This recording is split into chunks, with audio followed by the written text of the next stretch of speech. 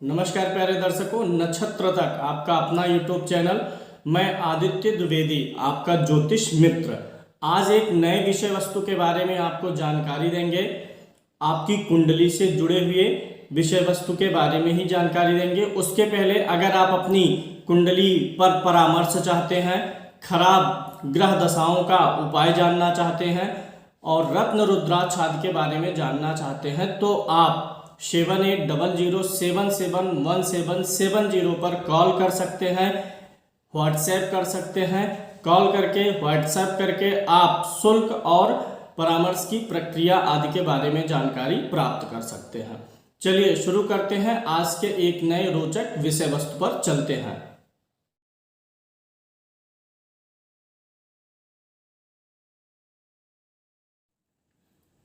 बहुत ही रोचक विषय वस्तु लेकर के आपके सामने आए हैं डिविजनल चार्ट्स के बारे में। हाँ, एक चीज़ बता देते हैं। डिविजनल चार्ट से याद आया, कभी कभी बीच में मैं कुछ टूटी फूटी इंग्लिश बोल देता हूँ तो कुछ लोग हैं कमेंट करके मुझे उच्चारण प्रोनंसिएशन सिखाते हैं। चलिए ठीक है, प्रोनंसिएशन पर मत जाइए, उनसे मैं कहूँगा अल्प बुद्धिमत्ता का परिचय ना दे, विषय वस्तु पर देखें। अब इंग्लिश में किसका क्या उच्चारण है वो हम बोल दिए, आप समझ गए। जो मैं बोलना चाहता हूँ उतना ही काफ़ी है। आज कुंडली में किस कुंडली से क्या विचार होगा, किस कुंडली का मतलब क्या है। 16 कुंडलियाँ होती हैं, उसी को खोटस वर्ग बोलते हैं। लग्न होता है और लग्न के अन्य सारी पूरक कुंडलियाँ होती हैं। ये लग्न है, लग्न की पूरक कुंडलियां हैं। यहाँ पर आप देखेंगे मैंने एक चीज लिखा है, गिवर एंड रिसीवर, देने वाला और प्राप्त करने वाला। लग्न जो है ये रिसीवर होता है और अन्य सारी कुंडलियां या कुंडलियों के अन्य भाव जो होते हैं वो गिवर होते हैं। कैसे, समझिए कारण को। किस कुंडली से क्या विचार होता है ये सभी भी मैं आपको समझाऊंगा। पहले मैं एक नई रोचक चीज़ आपको बता दूं। देखिए, लग्न मतलब क्या होता है। कुंडली के 12 घर में ये जो पहला घर होता है इसी को क्या बोलते हैं, लग्न बोलते हैं। लग्न कुंडली एक होती है, उस लग्न कुंडली में भी एक घर लग्न का होता है। लग्न मतलब क्या होता है, आप स्वयं होते हैं। जिस भाव से व्यक्ति के स्वयं का विचार होगा वह व्यक्ति स्वयं पूरा जो पिंड है, पिंड रूपी आपकी जो देह है, शरीर है, उसका विचार कहाँ से होगा, लग्न से। अब आप जरा विचार करिए, द्वितीय भाव से क्या देखेंगे, धन और परिवार। तो यह धन परिवार किसको चाहिए, लग्न को। यानी द्वितीय भाव धन और परिवार जो भी सप्लाई है, वाणी अच्छी हो, ये सब का सुख किसको मिलेगा, लग्न को मिलेगा। तीसरे भाव से पराक्रम देखते हैं, ये पराक्रम किसको चाहिए, लग्न को। यानी लग्न माने वही शरीर जिसकी कुंडली है उसे ही चाहिए। चौथे से भूमि भवन वाहन किसको चाहिए, उसी शरीर को चाहिए, लग्न को चाहिए। तो यानी हर भाव अपना रिजल्ट किसको भेजता है, लगन को भेजता है। बुद्धि किसको चाहिए, लगन को। संतान किसको चाहिए, वही लग्न यानी आप स्वयं को। लग्न जिसकी कुंडली है उसको स्वयं को रिप्रेजेंट करती है। रोग ऋण शत्रु होगा तो किसे होगा, लग्न को। पत्नी चाहिए, किसे चाहिए, उसी लगन को। मृत्यु होगी तो किसकी होगी, उसी शरीर की होगी। तो यानी लग्न ऑलवेज रिसीवर का काम करता है और दूसरे भाव या दूसरी कुंडलियां डोनेशन का काम करती हैं, देने का काम करती हैं। अब एक चीज जरा याद करिए, ध्यान दीजिए और समझिए इस बात को।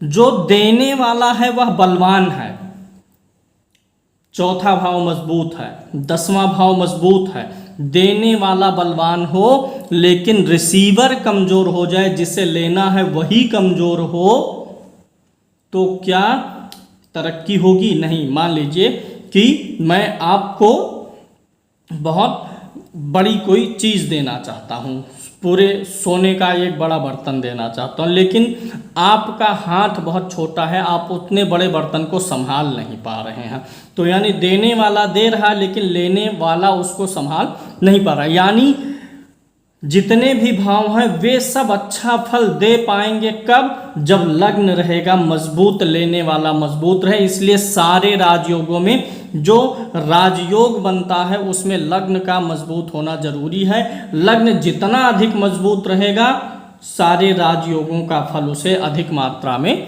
मिलेगा। चलिए, ये एक छोटा सा कॉन्सेप्ट मैं आपको समझाना चाहता था। आप समझ गए होंगे कि लग्न का कितना महत्व है। इसका कारण यही है बताने का कि ये जितनी भी कुंडलियां लिखी गई हैं ये सब पावर सप्लाई करेंगी किसको? लग्न को ही सप्लाई करेंगी। यानी महत्वपूर्ण लग्न ही है। जरूरी होने पर इनको देखा जाएगा, आवश्यक नहीं है कि हमेशा देखा ही जाए। जब लग्न कुंडली देख के आप कोई फलादेश करते हैं, उस फलादेश में कोई डाउट आता है, तो जिस चीज़ का विचार कर रहे हैं, जैसे द्वितीय भाव से धन का विचार करते हैं, तो धन की स्थिति अगर लग्न से डाउट आ रही है तब आप होरा भी देख लेंगे। अगर लग्न से डाउट नहीं आ रहा तो होरा देखने की बहुत ज़रूरत नहीं है, लेकिन अक्सर ज़रूरत पड़ती है। तो चलिए शुरू करेंगे। लग्न कुंडली के बारे में सब लोग जानते हैं और लग्न कुंडली से ही डिसाइड होता है कि व्यक्ति को, उस शरीर को जिसकी कुंडली है उसे कितना क्या क्या मिलना है, कब कब मिलना है, दशा महादशा आदि का निर्धारण हो जाता है। ये सब मैंने सिंबॉलिक रूप से लिखा है, D4, 5, 6, बस ऐसे मैंने लिख दिया है, देखने में अच्छा लगे। मूल चीज़ें यहाँ पर हैं। तो लग्न कुंडली के बारे में आप जानते हैं। लग्न छोड़ करके आज हम बात करेंगे अन्य कुंडलियों के बारे में। दूसरी जो वर्ग कुंडली होती है लग्न कुंडली के बाद, उसको बोलते हैं होरा। होरा से धन का विचार होता है। यानी होरा कुंडली जो होती है ये लग्न कुंडली में सेकंड भाव को रिप्रेजेंट करती है, दूसरे घर को, धन को रिप्रेजेंट, धन भाव को रिप्रेजेंट करती है होरा कुंडली। और यह जो होता है एक राशि के दो भाग से बना होता है। एक राशि का जब दो भाग, एक राशि कितने अंश की होती है? 30 अंश की।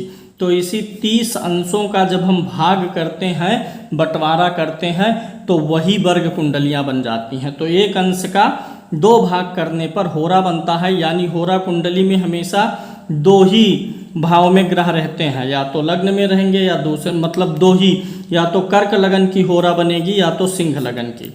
हमेशा दो ही होराएं बनेंगी, कर्क या सिंह की, क्योंकि 50% इधर 50% उधर हो गया। यानी अगर आप वेल्थ चेकिंग कर रहे हैं तो होरा कुंडली देखना चाहिए।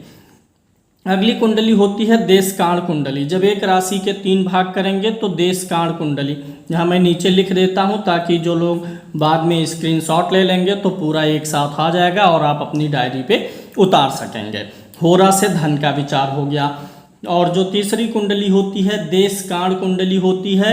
देशकाल, एक राशि का 3 भाग करने पर जो हिस्सा निकल के आता है वो देशकाल कुंडली होती है। इससे भाई और बहनों के बारे में पता चलता है। भाई और बहन आपके जो हैं सगे भाई बहनों के बारे में डिस्क्रिप्शन प्राप्त हो जाएगा, क्योंकि तीसरे भाव से भी भाई बहन को देखते हैं। इसलिए देशकाल कुंडली जो है 3rd हाउस को रिप्रेजेंट करेगी, तीसरे घर को रिप्रेजेंट करती है। इसी प्रकार से जब आगे बढ़ेंगे तो एक राशि का जब आप 4 भाग करेंगे तो चतुर्थांश निकल जाएगा। चतुर्थांश से भाग्य का विचार होता है। ऐसा नहीं है चतुर्थ लिखा है तो चौथे घर को ही रिप्रेजेंट करेगा, नहीं, ऐसे तो विषांश लिखा है। विषांश माने 20, और यहाँ पर 20 भाव होते ही नहीं है। चतुर्थांश रिप्रेजेंट करेगा आपके भाग्य को, यानी 9वें भाव से ताल्लुक रखेगा। 9वें भाव से का कनेक्शन जोड़ करके विचार करना चाहिए। सप्तमांश कुंडली आती है जब हम एक राशि के 7 भाग करते हैं तो सप्तमांश कुंडली बन जाती है। और सप्तमांश कुंडली से जो विचार होगा वह आपके पुत्र का होगा, पुत्र और पुत्र के पुत्र, यानी पौत्र का, पुत्र और पौत्रादि का विचार होगा सप्तमांश कुंडली से। अब किसी की कुंडली में संतान का विचार हो रहा है, 5वें भाव से होगा, तो अगर वो यहाँ से ठीक ठाक दिख गया तो ठीक है, खराब पकड़ में आ गया तो पकड़ में आ गया।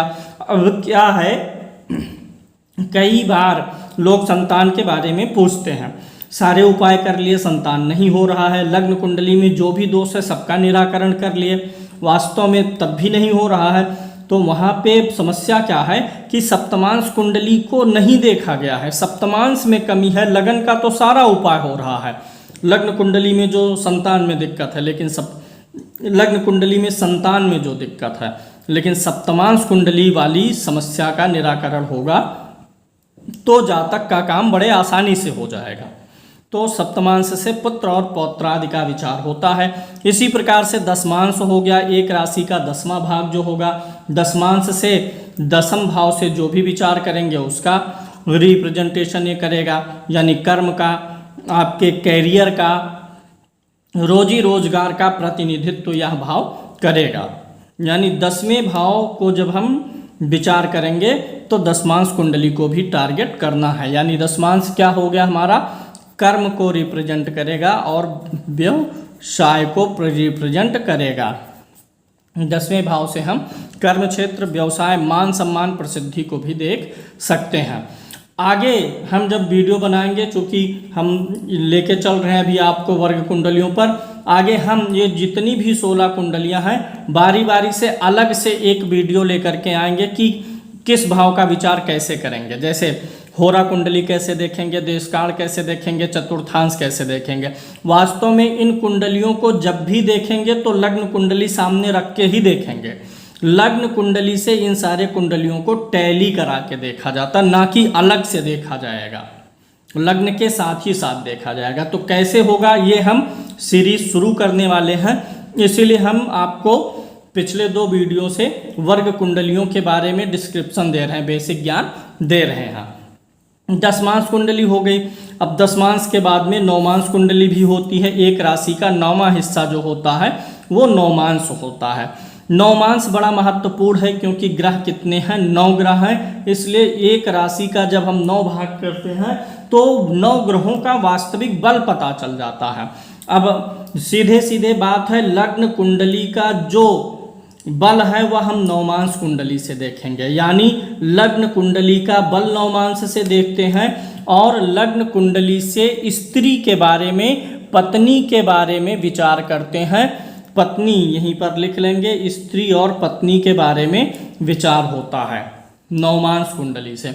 अच्छा आप ये बताइए कि पत्नी को क्या कहा जाता है, अर्धांगिनी, आधा अंग शरीर का। तो ऐसे नौमांश कुंडली जो है लग्न कुंडली की अर्धांगिनी है, अर्थात पत्नी का भाग्य पति पे प्रभाव डालता है और पति का पत्नी पर डालता है। इसलिए लग्न का प्रभाव नौमांश पर और नौमांश का प्रभाव लग्न पर सबसे अधिक होता है। सभी वर्ग कुंडलियों में नौमांश की सबसे अधिक महत्ता है। नौमांश कुंडली अच्छी होगी और अन्य वर्ग कुंडलियां खराब भी रहेंगी तो भी अच्छा रिजल्ट मिल जाएगा, लेकिन नौमांश बिगड़ जाएगा तो लग्न का फल बिगड़ जाएगा, यानी आपका फल बिगड़ जाएगा, आपका रिजल्ट बिगड़ जाएगा, जीवन बिगड़ जाएगा। तो ये आपको समझ में आ गया होगा। आगे नौमांश से बल, लग्न कुंडली का बल और पत्नी का विचार। द्वादशांश से क्या विचार होगा यह भी समझ लीजिए। द्वादशांश से विचार होगा माता पिता का। चलिए यहाँ बगल में लिख देते हैं, स्क्रीनशॉट ले लीजिएगा।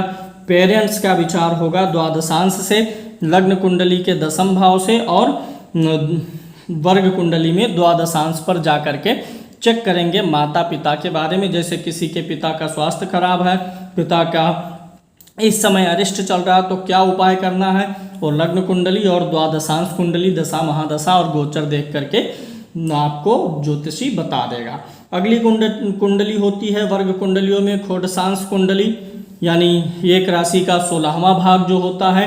इससे जो है वाहन से संबंधित सुख और दुख की प्राप्ति के बारे में जानते हैं। यानी इससे जो खोडशांश कुंडली है यह आपको जो लग्जरी है लाइफ में, वाहन हो गया और जो भी सुख साधन है, एसी हो गया, कार हो गया, ये सब यानी लाइफ की लग्जरी को दिखाएगा। वाहन मैं लिख देता हूँ, वाहन बटे लग्जरी आप जानिएगा, खोडशांश कुंडली से देखा जाएगा।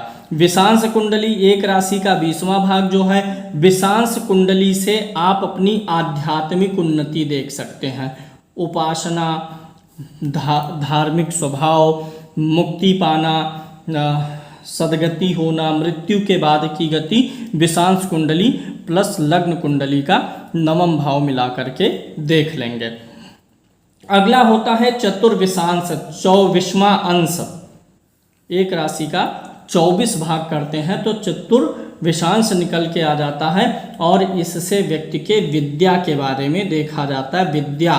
विद्या मतलब यह नहीं कि डिग्री, विद्या मतलब कितने विद्वान हैं आप, व्यक्ति कितना विद्वान है, पढ़ाई लिखाई जो कर लिया, सिर्फ डिग्री पाया है कि वास्तव में उस डिग्री में वह निपुण है, यह आप चतुर्विशांश कुंडली से टैली करा सकते हैं। सप्तविशांश कुंडली होती है, यानी सप्त माने 7, विशांश माने 20, धन 7 यानी 27, एक राशि का 27वां भाग। यह जो है आपका बल दिखाता है, शारीरिक बल, बलाबल को आपके दिखाएगा। सप्तविशांश से बल का विचार होगा, शारीरिक बल का, जो आपके अंदर फिजिकल पावर है उसको यह कुंडली दिखाती है। आगे होता है त्रिशांश, एक राशि का 30वां भाग जो होता है, यही मैंने लिख दिया है कि कितना भाग है, हर यहाँ सप्तमांश 7वां भाग, चतुर्थांश 4था भाग, त्रिशांश 30वां भाग। त्रिशांश कुंडली से अरिष्ट का विचार होता है, यानी जो आप विचार मार्केश से और अष्टमेश से करते हैं वही विचार यहाँ पर त्रिशांश से होगा, अरिष्ट का विचार होगा।